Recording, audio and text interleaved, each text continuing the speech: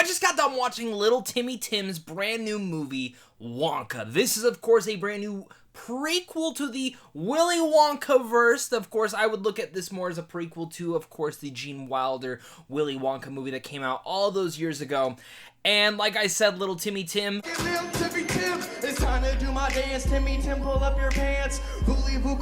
That was his rap name back in the day. Timothee Chalamet, one of the best actors working today, plays Willy Wonka in this brand new version. And I was pretty pessimistic going into this. I thought the trailer was cute, but I could also see it failing in a lot of different ways. And it's weird to say that because the director of this is Paul King, who made the wonderful Paddington. And all I can say is, come with me and you'll be in a world of pure imagination with Timothée as Willy and Hugh Grant as...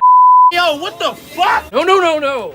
I am not Michael. I am Willy Wonka! That is full of whimsy. I'm very sorry. I had to do it. This movie got me into the musical spirit, but here we are talking Wonka once again.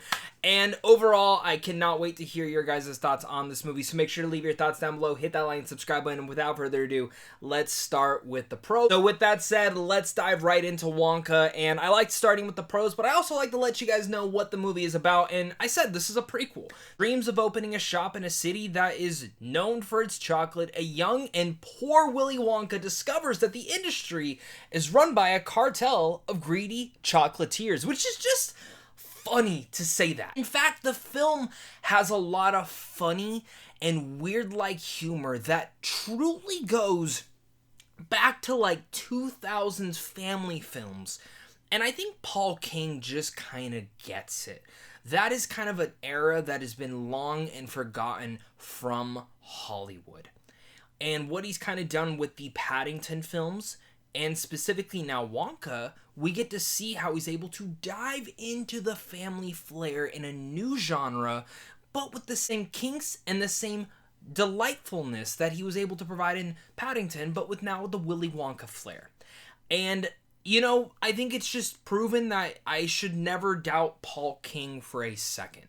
I think every choice for the most part of what he made in Wonka really works out. I have some smaller issues more with the script in line, and we'll talk about that, but my pessimistic view on this was just don't touch the original. I mean, they tried it once and it was fine, it was okay, but Timothée Chalamet as Willy Wonka, is that really gonna work? This stoic, dramatic actor? And I mean, if we're starting with one of the biggest pros and one of the best highlights of the film, it's Timothée Chalamet as Willy Wonka. He plays a very different version of Wonka for sure, but he plays a version that feels like the young aspect of Gene Wilder's character. And this young, naive, optimistic, intelligent, and absolutely delightful person that you can kind of see was in there glimmers of what Gene Wilder's version was. And I think what I really was appreciative about is that, yes, there are little nostalgic bits and Easter eggs to, of course, that movie in terms of songs, in terms of just little notes, and even certain things that characters say, but it's hard for me to disagree and go, oh yeah, like Timothée Chalamet was just doing an interpretation of him. No, he really came to play in his own version, and Timothée Chalamet can do everything. I think I'm ready to say that. He can be in big blockbusters such as Dune, he can do the dramatic works and absolutely make you an emotional mess, and now he showcases in Wonka two things. He shows that he has the musical talent, which we knew back when he was little Timmy Tim in high school. But now specifically, we know that he can do comedy. He has really nice sensibilities to his comedic timing and the way that he actually plays off certain phrases and certain monarchs that I was very impressed by. And I think Timothée Chalamet is just delightful in here and a perfect young Willy Wonka. But it's not just him that I think makes the film worth it. And he is great, but I actually really found that all of the side and supporting characters were actually what elevated his Wonka to that next level.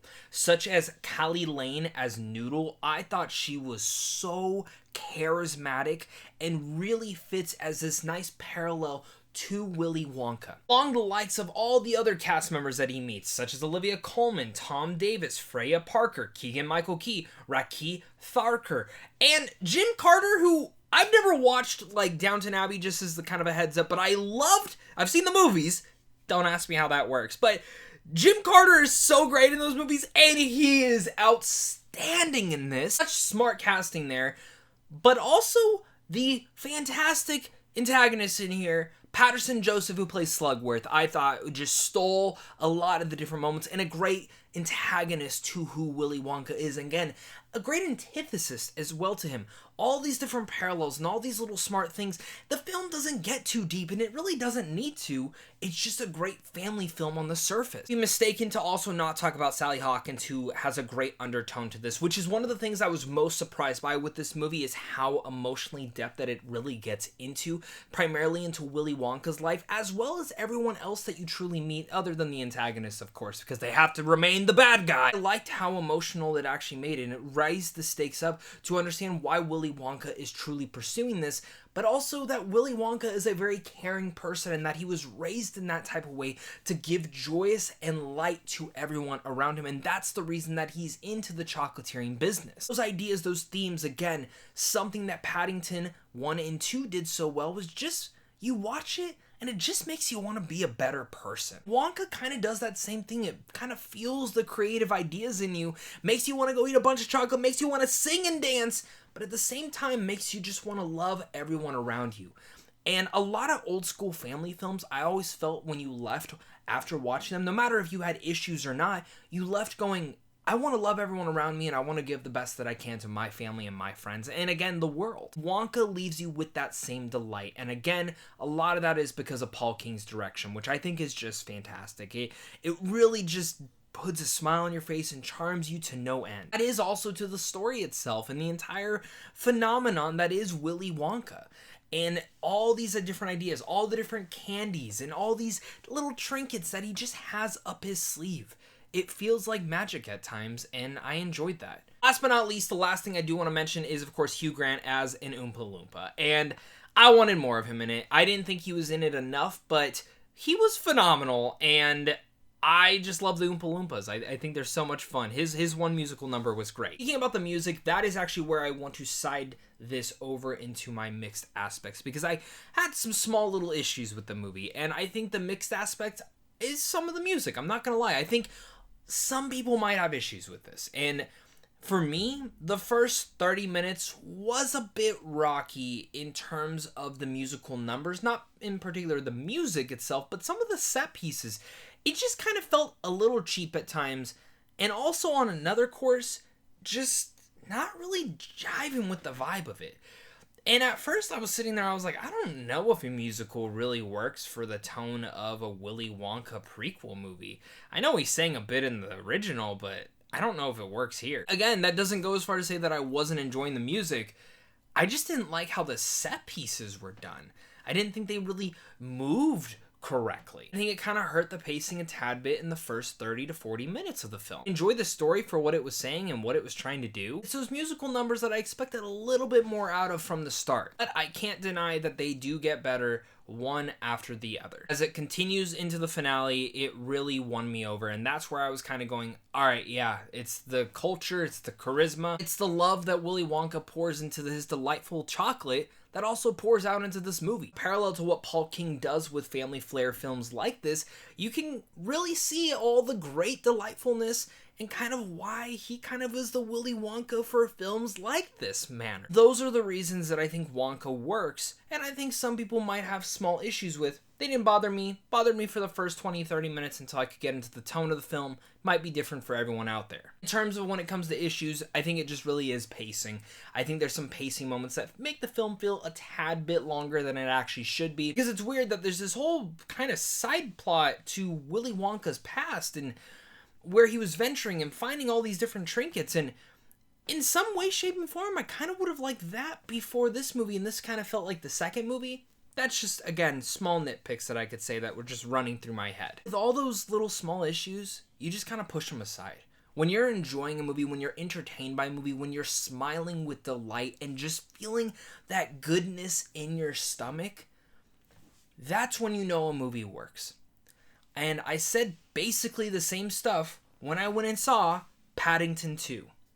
Because Paddington, for me, is one of those movies that just gave you delight. Gave you that warm, fuzzy feeling in your stomach and made you smile to no end. And honestly, it made me just pecker with delight. Our notable thing to mention before we wrap up this review, though, is Keegan-Michael Key's character I thought was great until one little moment. And from that moment on to the rest of the film, I thought it was a little bit of too much of a cheap gag, and it's not something that I feel really fits for the film. Yeah, is it funny? Sure. But it really just keeps going on and gets worse and worse, and it really dulled into one of those running gags that I just don't think works, and honestly will not work for a lot of people out there. Wonka is a delicious delight that surprised even the most pessimistic parts of me. A true throwback to old family films that will make you wonder, dream, and even smile, and Paul King just gets it. And of course, Timothee Chalamet is just perfect as Willy Wonka. I had my issues, but it's one of those movies that I'm definitely going to be excited to rewatch this holiday season, and I definitely can't wait to get your guys' thoughts down below in the comment section. So with all that said, I'm going to give Wonka a B+. Thank you so much again, guys, for watching this. Make sure to hit that like, subscribe, and comment down below your guys' thoughts, and of course, until next time, stay class.